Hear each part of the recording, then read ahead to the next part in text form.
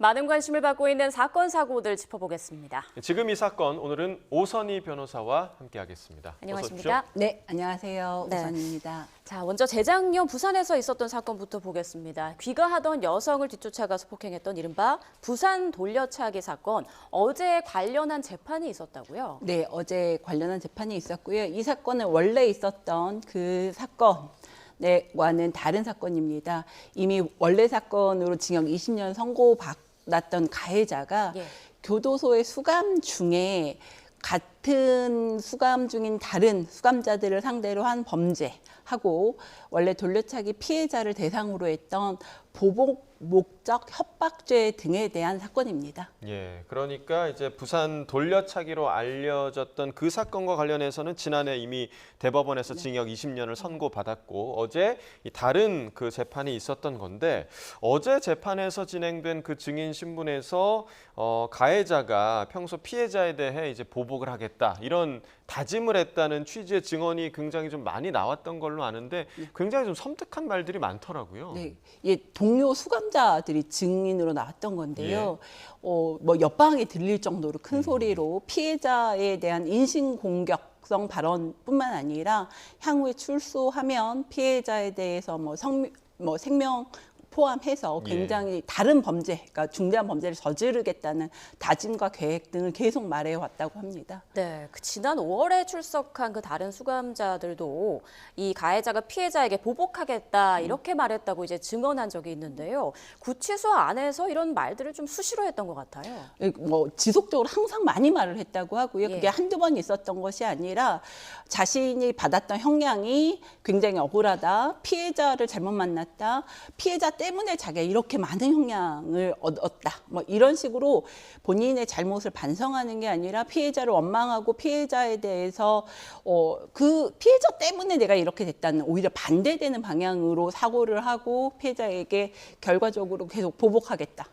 이런 식의 얘기들을 끊임없이 해왔던 것으로 증언 과정에서 확인이 된 거죠. 네, 그러니까 수감 생활 중에 전혀 반성하지 않는 태도를 보였다는 건데 이게 뭐 이런 발언들이 당연히 이제 피해자를 향한 발언들이었겠지만 같이 수감 생활을 하는 재소자들 사이에서도 굉장히 좀 위협을 느낄 수 있었던 그런 발언이 아닌가 좀 생각이 됩니다. 실제로 뭐 재소자들 사이에서 이 사람이 조폭 출신이다 이런 소문도 좀 돌았고 또 동료 수감자에게도 실제로 폭언을 하거나 아니면 접견품 반입을 강요하는 그런 위압을 좀 행사한 것으로 좀 알려졌어요. 네, 이 사건 내용에도 그것이 포함되어 있습니다. 강요죄가 포함이 되어 있고요. 본인이 뭐 부산에 있는 특정 조폭 출신이다 이런 얘기를 하면서 이제 구치소 교도소에 생활을 하려면 기본 생활품은 주지만 추가로 생활 물품을 구입해야 되거든요, 사실은. 네, 자신이 구입할 수 없으니까 다른 동료 수감자들한테 그거 구입해서 자기 달라. 네가 갖고 와라. 이런 식으로 물품을 갖고 올 것을 강요한 거죠. 계속 겁을 주면서 그래서 위력을 행사하고 그래서 그것까지 범죄로 같이 기소가 됐습니다. 그러면 뭐 보복 협박과 모욕 강요 등의 혐의까지 더 받게 되는 건데 자 그렇다면 형량은 어떻게 되는 건가요? 이미 그전 사건으로는 대법원에서 징역 20년이 나온 거잖아요. 네, 그 20년은 이제 먼저 집행이 되고 있는 중이고요. 이 사건으로는 이게 특정범죄 가중처벌 등에 관한 법률이라고 있습니다. 그래서 자기나 타인의 형사 사건에 관해서 뭐 증언을 하거나 진술하거나 자료 낸 사람에게 보복을 목적으로 협박하거나 다른 범죄를 저지르면 가중처벌하도록 돼 있어요. 그래서 일반 협박은 뭐 벌금부터 있는데 요 특가법 보복 목적 협박을 하면 징역 1년 이상이거든요, 무조건. 그래서 이게 원래 범죄도 굉장히 중대한데 이 협박의 내용이 굉장히 무시무시한 내용이고 다른 사람에 대한 범죄까지 포함이 되어 있기 때문에 최소한 징역 1년 이상이 선고될 것으로 보이고 그러면 이제 20년 다 살고 추가로 이번에 선고받는 징역형의 징역 몇 년 정도, 최소 1년에서 3년 사이는 받을 건데 요거를 추가로 더 복역을 해야 되는 거죠. 자, 어제 이 재판에 그 부산 돌려차기 사건의 피해자가 또 이제 별도의 공간에서 방청을 했다 이런 소식도 좀 전해졌는데 우리 재판부가 보통 이제 이런 사건들에 대해서 양형 기준을 좀 고려를 해서 선고를 하는 편이잖아요. 네, 그런데 그렇죠. 이 피해자의 어제 주장에 따르면 이런 양형 기준이 없어져야 한다. 왜냐하면 이후에도 또 다른 보복이 지금 두려운 그런 상황이기 때문에 과연 이 양형 기준이 적절한 거냐라는 그런 의문을 제기한 것 같아요. 대법원에서는 대법원의 양형위원회라는 게 있거든요. 예. 그래서 양형위원회에서 범죄 유형별로 구간을 설정하고 더 가중하거나 아니면 낮추거나 특정한 요소들을 올려서 약간 수학처럼 더하기 예. 빼기 하는 방식의 이제 양형 기준이라는 게 있습니다. 그런데 이제 어떤 범죄, 특히 이런 범죄에 있어서는 그런 객관적인 양형 기준이 어떤 사건의 특수성을 다 담아내기엔 한계가 분명히 있고 이 대법원 양형위원회 기준서는 사실은 과거에 단순했던 사건들을 기준으로 설정한 면도 있습니다. 그래서 현대 사회에 복잡해지고 잔인한 범죄와는 좀 동떨어져 있는 측면도 분명히 있어서 피해자로서는 당연히 그렇게 말씀하시는 거는 당연한 면이 있다고 생각은 하고 한편으로는 비슷한 사건에서는 뭐 판사에 따라 다 다르게 형량이 선고되는 건 좀 문제가 있으니까 예. 어떠한 기준선은 있어야 하는데 그 기준선이 각각의 사건의 특성에 맞게 적용될 수 있도록 양형위원회에서 그 이제 기준들을 더 다양하게 설정할 필요는 있다고 생각은 합니다. 예. 네. 자, 그리고 이 부분도 좀 짚어봐야겠는데요. 부산 돌려차기 사건 피해자에게 SNS를 통해서 여러 차례 이제 협박성 메시지를 보낸 20대 남성에게 검찰이 징역을 구형했다고 하더라고요. 이 부분도 좀 설명해 주실까요? 예. 그 돌려차기 피해자에게 뭐 SNS 등으로 협박도 하고 계속 그 DM 등을 통해서 연락을 했거든요. 그래서 스토킹 처벌법 위반으로도 같이 기소가 됐습니다. 근데 이 사건은 이제 검찰에서 징역 2년을 구형을 했는데 이 보낸 메시지 내용을 보면 협박뿐만이 아니라 피해자가 연락하지 말라는데도 계속 연락을 하고 통신매체 이용음란죄도 포함되어 있는데 성적 모욕을 가하는 메시지 내용도 포함이 되어 있었어요. 그래서 이제 검찰에서 징역 2년에 뭐 신상정보 공개 명령까지 같이 청구가 된 상태고요. 근데 이 20대 남성은 사실 피해자랑 일면식도 없는 전혀 상관없는 사람이거든요. 예. 근데 피해자가 범죄 피해를 당한 건 맞지만 이 사건 때문에 불특정 다수의 남성들이 피해를 봤다. 이렇게 생각을 해서 범죄를 했다고 주장하고 있다고 알려졌습니다. 그러니까 전혀 관련이 없는 사람이 굳이 피해자에게 메시지를 보낸 그런 상황이잖아요. 이거는 왜 이런 일을 저질렀다고 좀 봐야 할까요? 이제 이게 뭐 SNS에 자주 이렇게 올라오는 내용 중에 하나인데, 왜 이게 피해자 대 가해자의 구조가 마치 뭐 가해자가 보통의 남성들도 잠재적 범죄자인 것처럼 취급당하는 게 분노스럽다. 예. 왜 나는 범죄를 저지르지 않았는데 남성 일반을 범죄자처럼 얘기가 하는 거냐? 이런 식의 분노감 등이 표출되는 경우가 있는데요. 이게 개인적 생각에서 멈추면 뭐 생각인데 예. 이렇게 직접적으로 범죄 피해자에게 공격적으로 나타난 사건인 거죠. 예. 어떤 성별 간의 갈등을 불러일으키는 그런 발언을 하는 거죠. 매우 이제 그 구조를 사실은 특히 강력 범죄의 경우는 육체적 물리적 힘이 가해지는 경우가 워낙에 있기 때문에 네. 가해자의 성별이 남성인 경우가 사실 통계적으로 훨씬 많거든요. 근데 이것을 가지고 왜 남성이 남성 전체가 범죄자 그룹인 것처럼 말을 해진다. 그것이 우리에게 피해를 주는 것이 아니냐. 취지는 그런 취지로 이해가 됩니다. 예, 참 피해자 입장에서도 굉장히 좀 황당했을 것 같고요. 자, 다음 주제 이야기 좀 나눠보겠습니다. 준비된 영상 함께 보시겠습니다.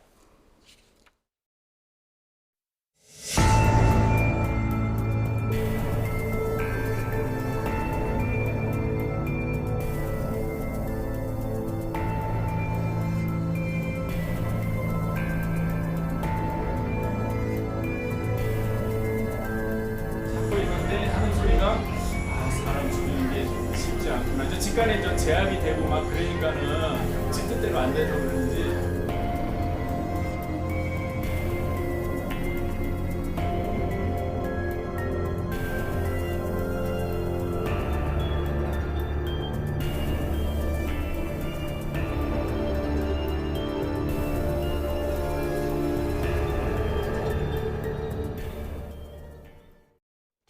영상 보시면서 정말 이런 일도 있구나라고 느끼셨을 것 같은데 계약 첫날에 등교를 하던 여중생이 남학생이 휘두른 둔기에 맞아 크게 다치는 사건이었어요. 네, 그렇습니다.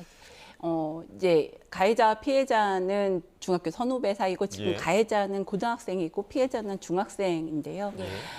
가해자가 사실은 피해자에게 계속 연락을 해서 피해자가 이미 스토킹으로 신고를 한 상태였는데 가해자가 이제 피해자가 등교하는 길을 알고 있으니까요. 그래서 피해자를 쫓아가서 지금 영상에 보신 이런 범죄를 저지른 거죠. 결국 스토킹 사건으로 볼 수 있겠네요. 네, 이게 스토킹 사건의 특성이 예. 보통은 초반에는 스토킹으로 쫓아다니다가 그것이 이제 가해자가 피해자가 자기 마음대로 되지 않으면 물리적 범죄로 이렇게 범죄가 확장되는 경향들이 있는데 이 사건이 바로 그런 전형적인 상태인 겁니다. 네, 예. 이 남고생은 지나가던 행인에게 이제 제압된 이후에 경찰에 의해서 현행범으로 체포됐다고 하고 이 당시 여중생이 좀 피를 많이 흘렸다고 하더라고요. 지금 네. 상태는 혹시 전해진 바가 있나요? 다행히 생명에는 이상이 없다고 하고요. 이게 정말 다행인 게 지금 등굣길이고 행인들이 제압을 해줘서 사실 이제 망치 등을 미리 준비해서 그걸로 범행을 저질러서 피는 많이 흘렸는데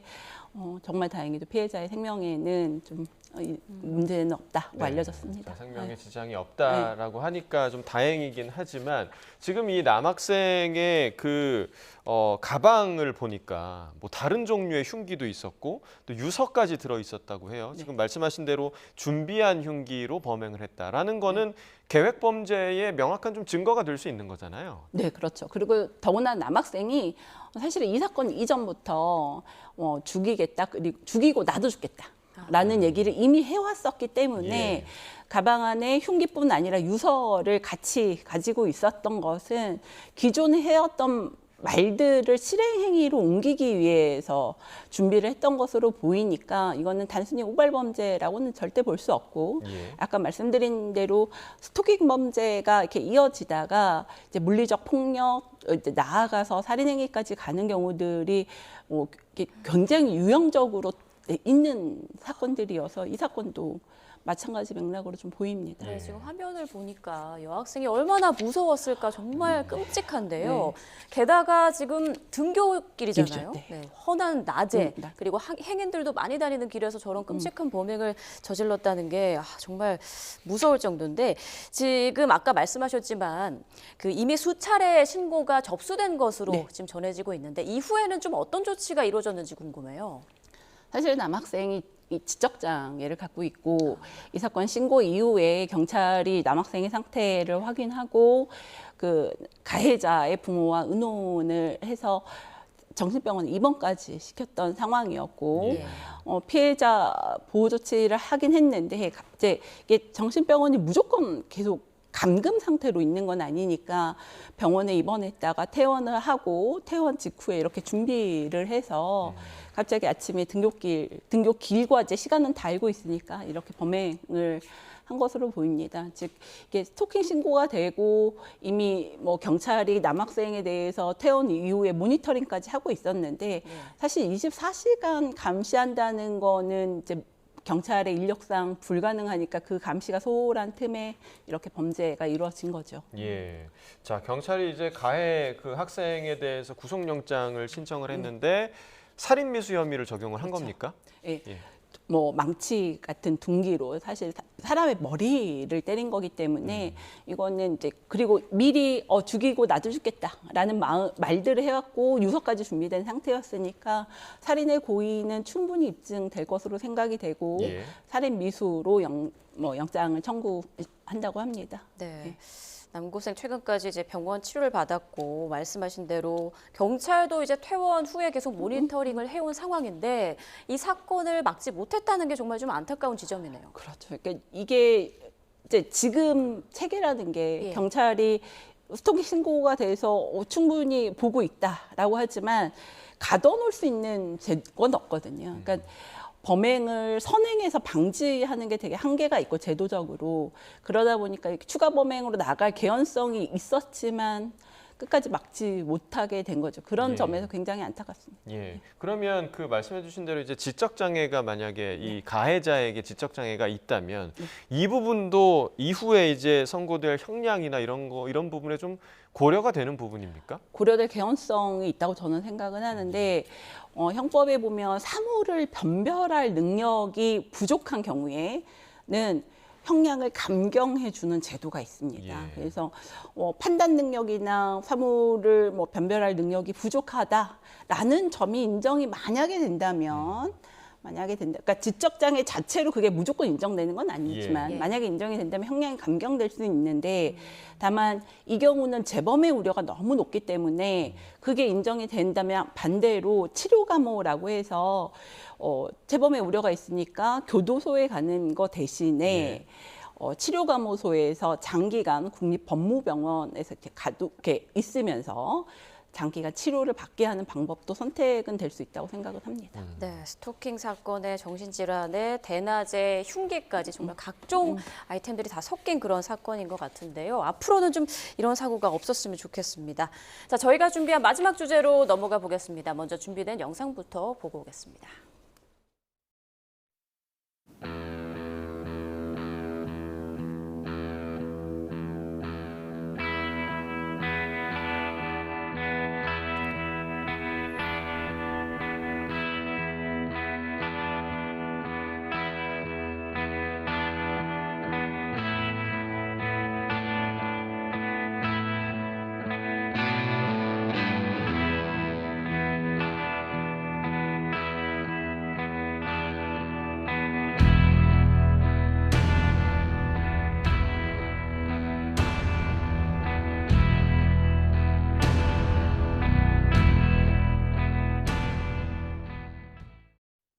네, 얼마 전 서울대에서 일어난 딥페이크 성범죄가 국민적으로 큰 충격을 줬었는데 비슷한 일이 또 벌어졌어요. 어떤 내용인가요? 네, 이번에는 인하대에서 벌어진 일이고요.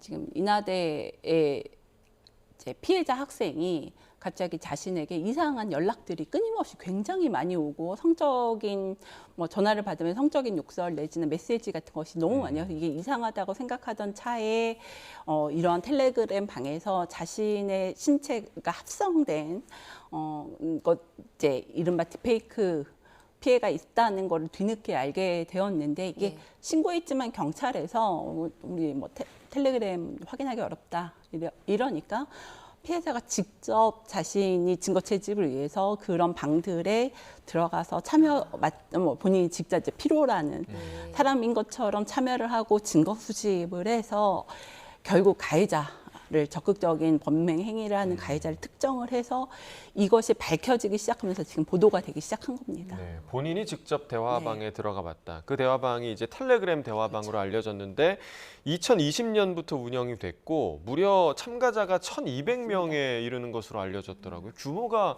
정말 크네요. 네, 그리고 방이 한 개만 있는 게 아니라 네. 단계별로 여러 방이 있다고 알려져 있고요.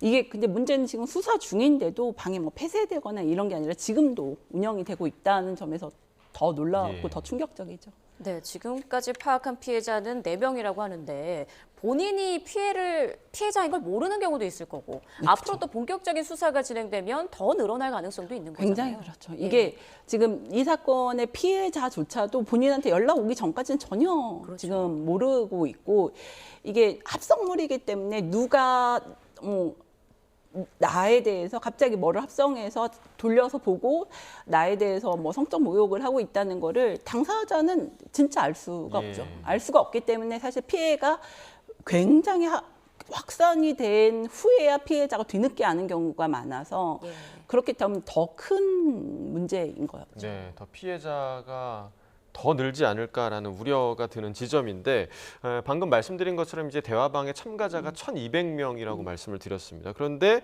지금까지 검거된 사람은 지금 성범죄물 유포범 1명밖에 없다고 하더라고요. 그러면 이게 지금 이 부분에 대한 지금 수사가 어려운가 이런 생각이 좀 들 수 있거든요. 좀 어떻게 보세요? 이게 이제 아동 청소년 대상 그 허위 영상물하고 성인 대상 허위 영상물이 법 구조가 완전히 다르기 때문입니다. 예. 아동 청소년 대상일 때는 소지 시청이 다 처벌이 되거든요. 예. 근데 성인 대상일 때는 소지나 시청은 처벌하지 않고 만들고, 그러니까 제작하고 유포한 경우만 처벌이 됩니다. 그러니까 이게 두 가지가 차이가 나니까 참여자들인 1,200명 참여자 중에서 만들지 않고 유포하지 않고 단순히 시청하거나 소지한 사람들은 전혀 처벌할 수 없는 법적 공백이 있고요. 예. 또 하나의 문제는 아동 청소년 대상 허위 영상물은 경찰이 위장 수사를 하거나 이럴 수가 있습니다. 그러니까 경찰이라고 말하지 않고 신분을 위장해서 예. 잠입 수사, 우리가 흔히 말하는 그걸 할 수 있는데 성인 대상일 때는 이것을 할 수가 없어서 지금 이 사건처럼 피해자들, 서울대 사건도 마찬가지였거든요. 피해자들이 직접 본인들이 대화방에 참여하고 증거를 수집하는 이런 이상한 상황에 놓여 있죠. 그러니까 소지 시청만으로는 처벌이 안 된다는 전혀 거잖아요. 되지 않습니다. 네, 이 네. 부분은 좀 개선이 필요해 보이고요. 그리고 딥페이크 이미지나 동영상은 완벽한 삭제가 안 된다고 하던데 이 부분도 문제인 것 같아요. 만약에 그냥 한 가지만 생각해 보셔도 뭐 텔레그램 방에 누가 참여해서 영상을 다운을 받으면 그리고 그 방이 없어지면 피해자로서는 그 영상을 다운받은 사람이 누구인지, 그 영상이 과연 뭐 5년 후에 어디에다 올릴지 이런 거 전혀 알 수가 없거든요. 그러니까 무한복제도 가능하고 몰래 다운받아서 저장하는 것도 가능하기 때문에 완전한 삭제라는 건 개념적으로 없고, 그러니까 피해자가 사실은 피해자들이 공통적으로 호소하는 게 누군가 나를 보고 저 영상 속에 그 사람이구나 이렇게 생각할 텐데 나는 누가 나에 대해서 본지를 모르니까 예.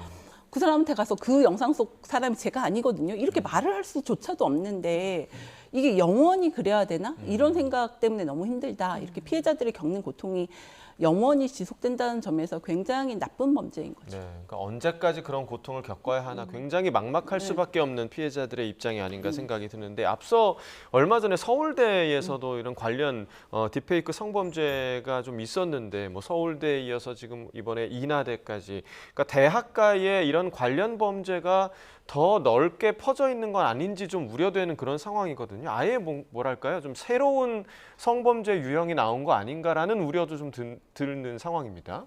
네, 맞습니다. 이게 과학기술이 발달하고 저희가 손쉽게 이제 간단한 프로그램 하나만으로도 유포도 쉽고 프로그램으로 합성도 굉장히 쉬워졌잖아요. 예. 그러다 보니까 사실은 중고생들마저도 할 수 있는 범죄가 돼버렸고 이것이 제가 늘 하는 말인데 모니터 밖에는 분명히 진짜 사람이 있다 이런 말을 제가 그냥 보통의 경우 굉장히 많이 하는데 마치 놀이인 것처럼 마치 유흥거리인 것처럼 생각을 하다 보니까 학생들 사이에 이게 유행처럼 재미난 놀이인 것처럼 가행이다, 범죄행위다 이런 생각을 하지 않고 번지고 있는 지금 상황이 굉장히 문제이고 이걸 아까 말씀드린 것처럼 입법의 공백 때문에 처벌이 되지 않고 있는 것, 그래서 피해자들의 피해는 굉장히 심하고 피해도 굉장히 지속적인데 처벌은 안 되고 수사도 어려워서 그 지금 사회적으로 법적으로 공백이 큰 문제가 현존하고 있는 거죠. 예. 네, 이렇게 범죄 기술은 정말 빠르게 달라지고 있는데 대책은 그걸 못 따라가고 있잖아요. 그쵸. 네, 대책도 빨리 진화해야겠다라는 생각이 절실히 들고요. 자, 다음 사건 짧게 좀 짚어보겠습니다. 분당 흉기난동 사건으로 이제 재판에 넘겨져서 1심에서 무기징역 선고받은 최원종. 오늘 항소심 선고가 나왔는데요. 역시 무기징역이 선고됐다라는 소식입니다. 이에 대해서 다시 한번 좀 짚어주실까요? 작년 1년 전에 이제 서현역에서 차를 사람들이 많은 백화점 안쪽으로 몰고 내려서 사람들을 이제 2명을 사망하게 하고 여러 명을 사상하게 했던 굉장히 작년에 문제가 됐던 사건이죠. 그런데 당시에 이제 검찰에서 이게 계획 범죄인데 피해자도 많고 무차별적인 자신이 알지도 못하는 일반 대중에 대한 범죄였기 때문에 예.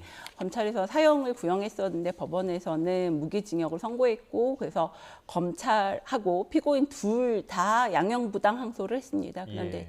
이제 오늘 그 양형부당 항소 양쪽 다 기각하고 1심 그대로 무기징역이 선고된 겁니다. 예, 당시에 시민들이 정말 좀 공포감을 느꼈던 그런 네. 기억이 여전히 좀 남아 있는데 이 패턴이 계속 반복되는 것 같아요. 그러니까 이런 잔혹한 살인 사건이 이어지지만 피의자에 대해서 계속해서 검찰은 사형을 구형하고 법원은 무기징역을 선고하는, 지금 오늘 2심도 또 무기징역이 선고됐기 때문에 법원에서 이 사형을 선고하는 부분에 대한 좀 부담감을 계속해서 느끼는 게 아닌가, 혹은 사형에 대해서 무의미하다고 생각하는 게 아닌가, 이런 느낌이 계속 들거든요. 그렇죠. 그러니까 단일 범죄 하나로는 사실 사형을 선고한 예가 없습니다. 예. 없기도 하고 우리가 사형이 선고된 사건들이 지금 집행된 게 90년대 이후로 한 번도 없거든요.